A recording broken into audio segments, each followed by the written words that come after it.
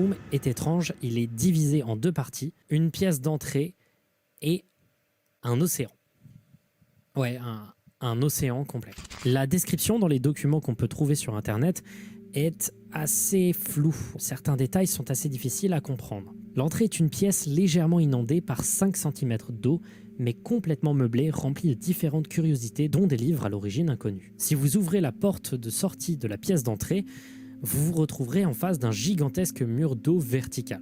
Si vous franchissez le sol de la porte, vous vous approcherez très rapidement de ce mur d'eau. Vous venez en réalité de tomber, la gravité vient de changer de sens. C'est un des seuls étages des backrooms qui semble avoir un contrôle direct sur la gravité. Une fois que vous avez franchi la porte de la salle d'entrée, vous êtes dans l'océan et c'est fini, vous ne pouvez plus revenir en arrière. Cet océan est froid et il s'étire à perte de vue dans toutes les directions, sans la moindre présence de terre.